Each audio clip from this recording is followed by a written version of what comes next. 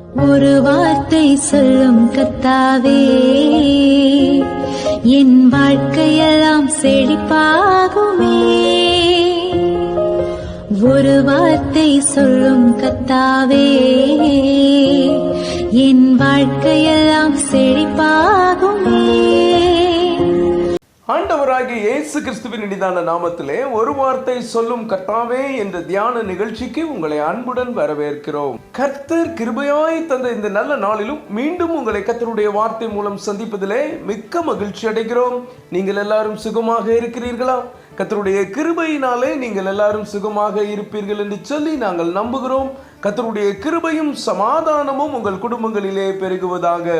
கடந்த நாளிலே கேள்வி நேரத்தில் கலந்து கொண்டு பதில்களை அனுப்பி கொடுத்த அனைத்து கர்த்தருடைய பிள்ளைகளையும் இயேசு கிறிஸ்துவின் நாமத்திலே வாழ்த்துகிறோம். கர்த்தர் உங்களை ஆசீர்வதிப்பாராக. மீகா 7ஆம் அதிகாரம் 15ஆம் வசனம். நீ எகிப்து தேசத்திலிருந்து புறப்பட்ட நாளில் நடந்தது போலவே உன்னை அதிசயங்களை காண பண்ணுவேன். கிறிஸ்துவுக்குள் மிகவும் அன்பான தேவனுடைய பிள்ளைகளே, கர்த்தர் இந்த நாளிலும் உங்களை பார்த்து என் அன்பு மகனே, என் அன்பு மகளே, உன்னை அதிசயங்களை காண பண்ணுவேன் என்று சொல்லுகிறார். எவ்வளவு அருமையான வார்த்தை பாருங்கள். வேதாகமத்திலிருந்து ஒரு சம்பவத்தை நாம் தியானிப்போம். 2 ராஜாக்கள் 5ஆம் அதிகாரம் 14ஆம் வசனத்தை நாம் வாசிப்போம். அப்பொழுது அவன் இறங்கி தேவனுடைய மனுஷன் வார்த்தையின்படியே யோர்தானில் 7 தரம் முழுகின போது அவன் மாம்சம் ஒரு சிறு பிள்ளையின் மாம்சத்தை போல மாறி அவன் சுத்தமானான். இங்கே சீரிய படைத்தலைவன் நாகமானை குறித்து வாசிக்கிறோம். மிகப்பெரிய படைவீரனாக அவன் இருந்தாலும் சரீரத்திலே அவனுக்கு குஷ்டரோகம் இருந்தது. அது அவனுக்கு மிகுந்த துன்பத்தை கொடுத்தது. அதை வெளியே சொல்ல முடியாமல் அவமானத்தையும் வேதனையும் அடைந்தான். இந்த குஷ்டரோகத்திலிருந்து விடுதலை பெற ஒரு வழி இருக்கிறது என்பதை தன் வீட்டில் வேலை பார்த்த ஒரு சிறு பெண் மூலமாய் அறிந்து கொள்கிறான். அந்த சிறு பெண்ணின் வார்த்தையை நம்பி அவன் புறப்பட்டு தீர்க்கதரிசி எலிசாவிடம் வருகிறான். எலிசா தீர்க்கதரிசி அவனிடத்தில் ஆள் அனுப்பி யோர்தானில் போய் 7 தரம் ஸ்நானம் பண்ணு, அப்பொழுது உன் மாம்சம் மாறி நீ சுத்தமாவாய் என்று சொல்லுகிறார். முதலில் மறுத்தாலும் பிறகு யோர்தானில் 7 தரம் மூழ்கி அவன் சுத்தமாகிறான்.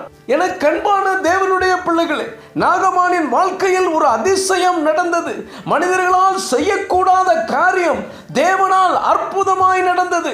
அவனுக்கு மிகவும் பிரச்சனையாய் இருந்த குஷ்டரோகத்தை போலவே உங்களுக்கும் ஏதோ ஒரு காரியம் வாழ்க்கையில் நடக்காமல் இருக்கிறதா, அல்லது வெளியே தெரியாமல் ஏதோ ஒரு அவமானம், நிந்தை உங்களை பாடாய் படுத்துகிறதா? கவலைப்படாதிருங்கள், கர்த்தர் உங்களுக்கு ஒரு அதிசயம் செய்வார். நாகமான் அதிசயத்தை கண்டது போல நீங்களும் நிச்சயம் அதிசயத்தை காண்பீர்கள். நாகமான் அதிசயத்தை காண காரணம் என்ன தெரியுமா? முதலாவது, அவன் கர்த்தருடைய வார்த்தைக்கு கீழ்ப்படிந்தான். எலிசா தீர்க்கதரிசியின் மூலமாய் வந்த வார்த்தைக்கு அப்படியே கீழ்ப்படிந்தான், அதை கடைபிடித்தான். நாமும் கூட கர்த்தருடைய வார்த்தைக்கு கீழ்ப்படிய வேண்டும். அவர் தினந்தோறும் நம்மோடு வேதத்தின் மூலம் பேசுவார். அவர் பேசும் வார்த்தைக்கு கீழ்ப்படிந்து அதை நாம் கடைபிடிக்கும் போது நம்முடைய வாழ்க்கையில் அற்புதம் நடக்கும். 2வது, நாகமான் தாழ்மையுடன் நடந்து கொண்டான். ஆரம்பத்தில் பெருமை பேசி முரண்டு பிடித்தாலும் பிறகு தாழ்மையோடு தண்ணீரில் இறங்கினான். அவன் தாழ்மையாய் இறங்கி வந்ததினாலே அதிசயம் நடந்தது. எப்பொழுதுமே தேவன் பெருமை உள்ளவர்களுக்கு எதிர்த்து நிற்கிறார், தாழ்மை உள்ளவர்களுக்கோ கிருபை அளிக்கிறார். நாமும் அற்புதத்தை பெற இறங்கி வர வேண்டும், தாழ்மையோடு நடந்து கொள்ள வேண்டும்.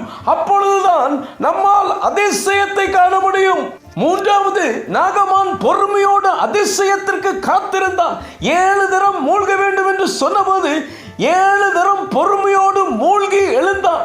அவனுக்கு முதல் தரம் மூழ்கும் போதோ 6வது தரம் மூழ்கும் போதோ எந்த ஒரு அற்புதமும் நடக்கவில்லை.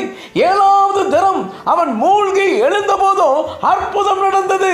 எனக்கு அன்பான தேவனுடைய பிள்ளைகளே, இன்றைக்கு நம்மால் பொறுமையோடு காத்திருக்க முடியவில்லை. எல்லாவற்றிற்கும் அவசரம், எல்லாம் உடனே உடனே நடக்க வேண்டும் என்று நினைக்கிறோம். வேதம் சொல்கிறது, கர்த்தருக்கு காத்திருக்கிறவர்கள் ஒரு நாளும் வெட்கப்பட்டு போவதில்லை. கர்த்தருக்கு விசுவாசத்தோடு காத்திருந்து பாருங்கள், அற்புதம் நடக்கும். கர்த்தர் உங்களுக்கு நிச்சயம் அதிசயம் செய்வார். நாகமான் செய்தது போல கீழ்ப்படிதல், தாழ்மை, பொறுமை இம்மூன்றையும் உங்களுடைய வாழ்க்கையிலே அபியாசப்படுத்துங்கள். நீங்கள் நீண்ட நாட்களாக எதிர்பார்த்த காரியம் நடக்கும். அது மாத்திரமல்ல, நீங்கள் இதுவரை கண்டிராத அதிசயம் உங்கள் குடும்பத்திலே நடக்கும்.